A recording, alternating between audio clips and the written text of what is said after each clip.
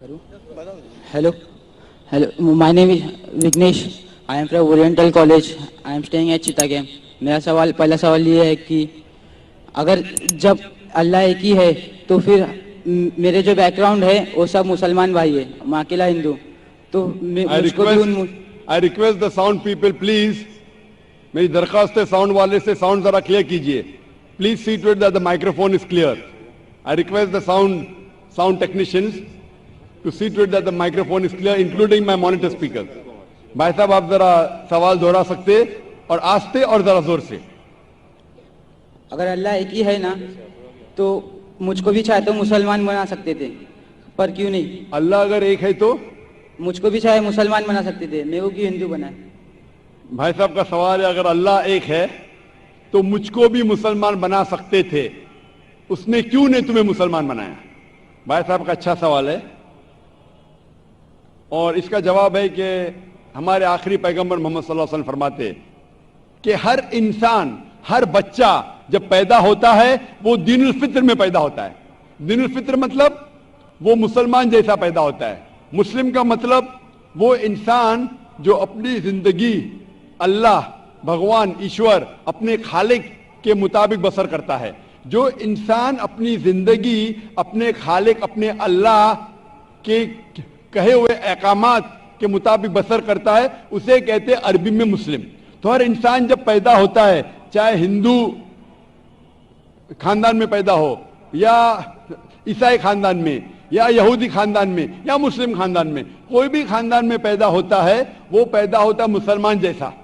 उसके बाद उसके वालिदैन, उसके बड़े, उसके टीचर्स उसे सिखाते हैं. अगर सही चीज सिखाते तो वो सही रास्ते पे रहता है, वरना वो दूसरे रास्ते पे भटक जाता है. हो सकता है कि वो बुत परस्ती करने लगे, वो मूर्ति पूजा करने लगता है, हो सकता है वो आग की पूजा करने लगे. इसीलिए अगर कोई गैर मुस्लिम बनता है, उर्दू में अक्सर कहते हैं नो मुस्लिम, जो गलत है. अंग्रेजी में कहते हैं convert. Convert means going from one track to the other which is wrong. सही लफ्ज है लौटा हुआ मुस्लिम, क्योंकि हर इंसान पैदा होता है मुस्लिम जैसा, फिर उसके वालिदैन, उसके बड़े के जरिए से वो गलत ट्रैक पे जाता है, और जब सही ट्रैक पे आ जाता है वापस, सही लफ्ज है लौटा हुआ मुस्लिम. अंग्रेजी में कहेंगे रिवर्ट. अक्सर हम कहते हैं नौ मुस्लिम, जो इस्लामी तालीमात के मुताबिक गलत है. सही लफ्ज होना चाहिए लौटा हुआ मुस्लिम, रिवर्ट. और आपका सवाल था कि अल्लाह ने तुम्हें मुस्लिम क्यों नहीं बनाया? अल्लाह ने तुम्हें मुस्लिम ही बनाया.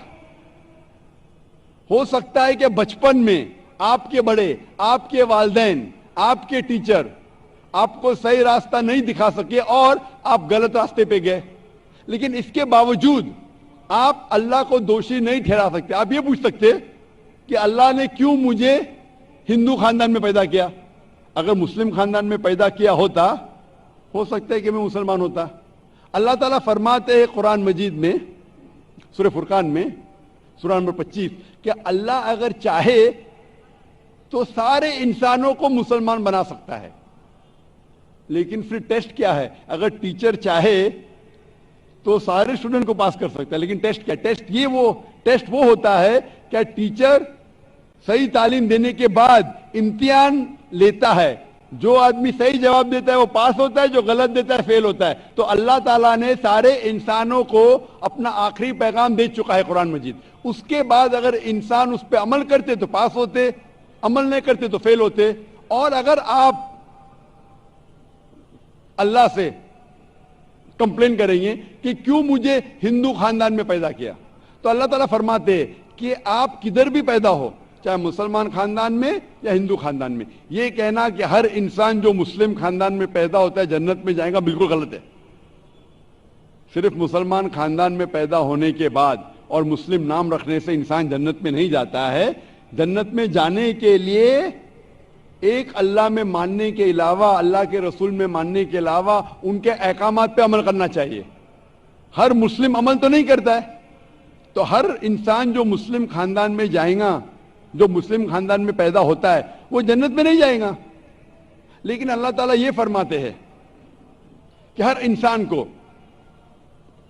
سورہ فصلت میں سورہ نمبر 41 آیت نمبر 53 اللہ تعالیٰ فرماتے سنوریم آیاتنا فی الآفاق وفی انفسہم حتی یتبین انہ الحق، کہ بہت جلدی ہم آپ کو اپنی نشانیاں دکھائیں گے.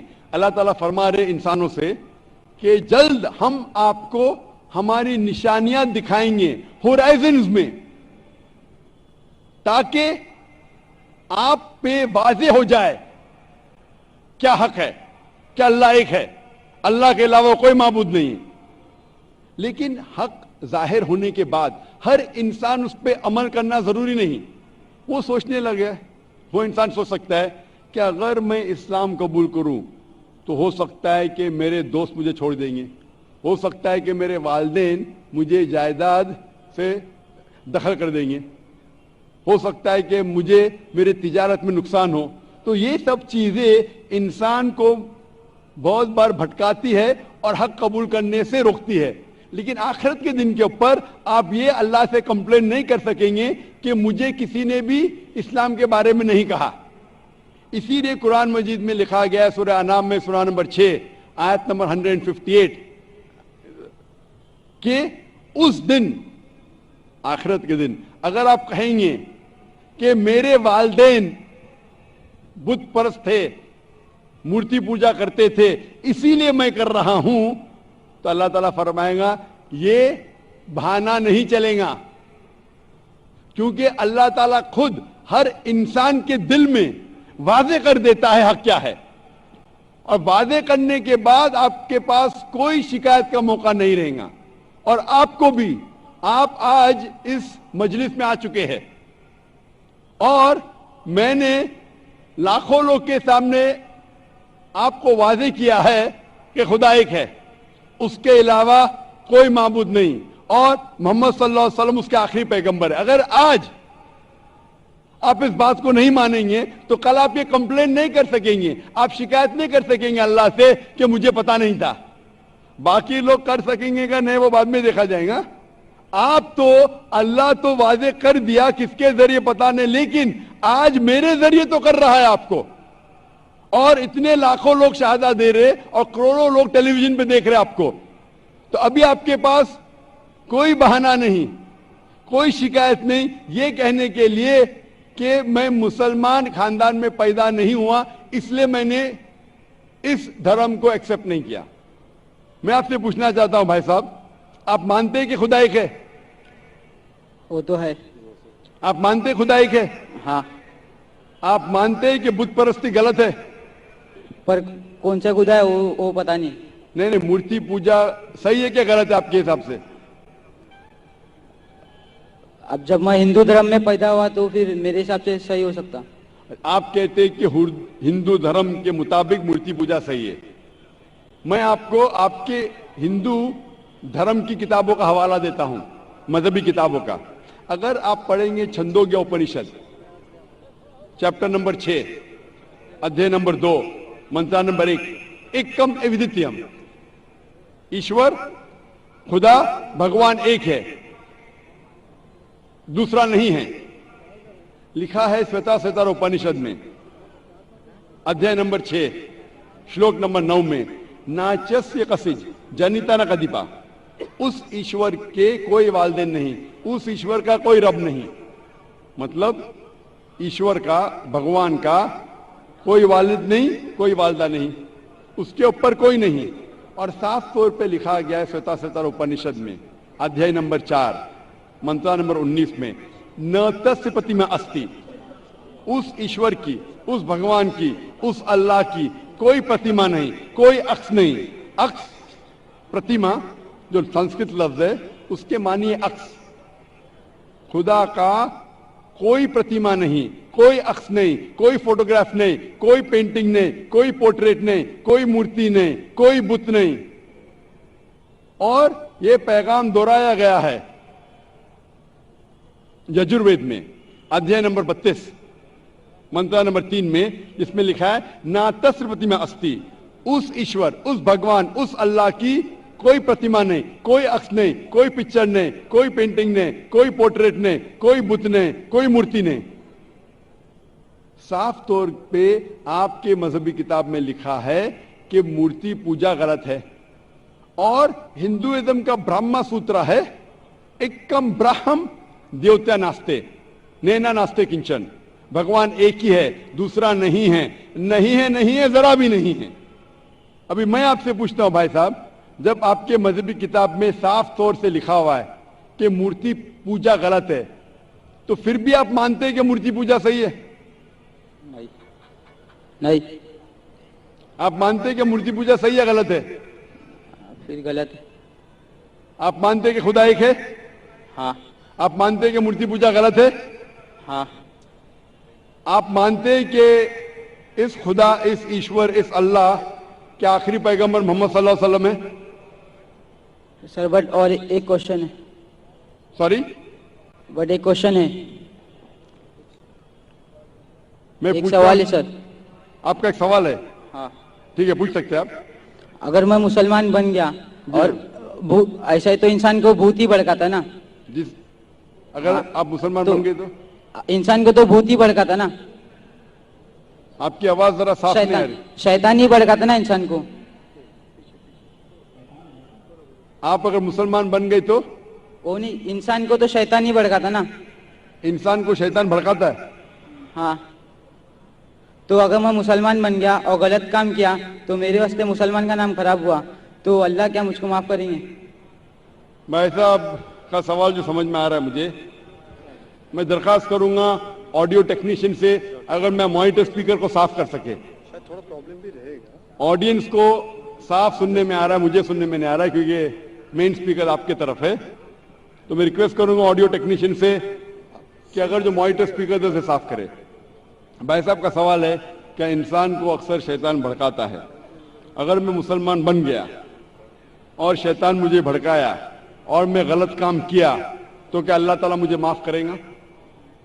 भाई साहब का अच्छा सवाल है कि अगर वो इस्लाम कबूल किया और शैतान ने भड़काया, उसने गलत काम किया, तो क्या अल्लाह माफ करेगा? दो चीजें हैं। एक इंसान है जो इस्लाम कबूल ही नहीं करता है। जो इंसान इस्लाम कबूल ही नहीं करता है, नहीं मानता है कि खुदा एक है, बुत परस्ती करता है, अल्लाह के आखिरी पैगंबर मोहम्मद सल्लल्लाहु अलैहि वसल्लम नहीं मानता है, उसके लिए 100% वो जन्नत में नहीं जा सकता है। 100%, क्योंकि वो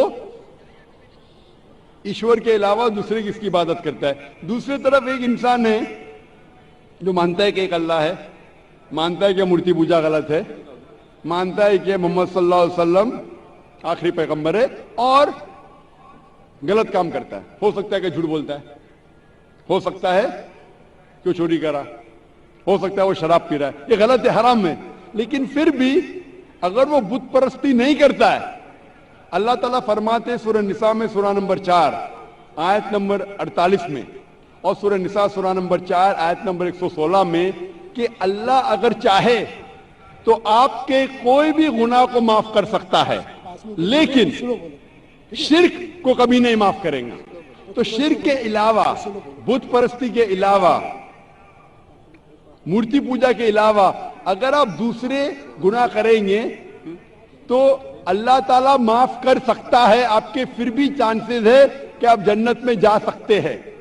लेकिन अगर बुत परस्ती करते हुए आप मरेंगे तो आपको जन्नत में जाने के कोई भी चांस नहीं है। इसीलिए अल्लाह ताला फरमाते हैं कि जब मेरे बंदे सारे दिन गुनाह करते हैं, गलत काम करते हैं, लेकिन जब रात को तौबा करते हैं तो मैं उन्हें माफ कर लेता हूं। मेरे बंदे अगर रात को गुनाह करते हैं और दिन में तौबा करते हैं तो मैं उन्हें माफ कर लेता हूं, क्योंकि अल्लाह सुब्हाना व तआला रहमान और रहीम है। वो रहमत वाला है और करम करने वाला है। आप अगर गलतियां करेंगे, अगर शैतान भड़काएगा तो पढ़ो औज़ु बिल्लाहि मिनश शैतानिर रजीम। जब आपको पता चलेगा आपने गलती की, अल्लाह से तौबा करो, दुआ करो कि फिर से वो चीज नहीं करेंगे, और अच्छी नीयत से फिर से अल्लाह की तरफ पलटते, अल्लाह ताला माफ करेगा। फिर से आप गुनाह करेंगे, फिर से माफी मांगो। अल्लाह रहमान और रहीम है। जब भी माफी मांगो सच्चे दिल से मांगो, इंशाअल्लाह अल्लाह आपको माफ करेगा। और अगर आप बुत परिस्थिति से दूर है, ये सबसे बड़ा गुनाह है, तो आपके हाई चांसेस है कि आप जन्नत में जाएंगे।